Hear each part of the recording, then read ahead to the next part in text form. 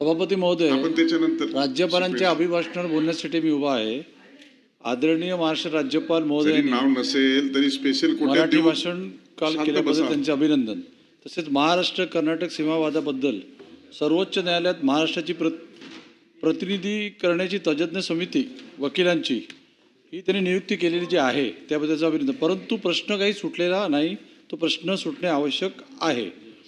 तसेच राज्यपालांनी क्रीडा धोरणामध्ये ग्रँड मास्टर दिव्या देशमुख हिचा सत्कार, रोख बक्षीस, तसंच अमोल मुजुमदार, स्मृती मंदाना, राधा यादव यांना बक्षिसे दिली. तसेच T20मध्ये अंध महिला विश्वचषक स्पर्धा जिंकल्याबद्दल सुद्धा अभिनंदन केले. परंतु माझी राज्यपालांना विनंती आहे की महाराष्ट्रातल्या प्रत्येक जिल्ह्यातील DPDCच्या बैठकीमध्ये खासदार, आमदार यांच्याशी सुसंवाद करून जे क्रीडा धोरणाचा जो आराखडा करायचा आहे तो होत नसल्यामुळे आणि त्याची अंमलबजावणी करण्यासाठी श्वेतपत्रिका काढावी. तसेच धावणे, कबड्डी किंवा खो खो हे कमी खर्चिक खेळ ग्रामीण भागाचे खेळले जातात, त्यांच्यासाठी चांगले प्रशिक्षक मिळणे आवश्यक आहे. त्यासाठी योग्य ती कारवाई व सूचना या त्यांनी सरकारला देण्यात याव्या. तसेच मुंबई, ठाणे, पुणे, पनवेल, पालघर येथील 70% तरी मैदाने खेळांसाठी आरक्षित ठेवावी. राजकीय सोहळे, शुभविवाह व इतर गोष्टींसाठी 30% दिले तर काही हरकत नाही.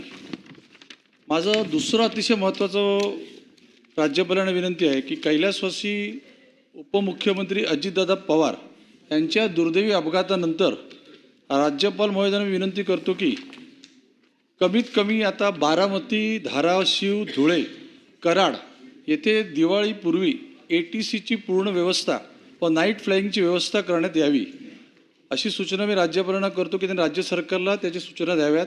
व शिर्डी विमानतळ अजून जास्तीत जास्त अत्याधुनिक करण्यासाठी भरीव आर्थिक मदत केंद्राकडनं करून द्यावी.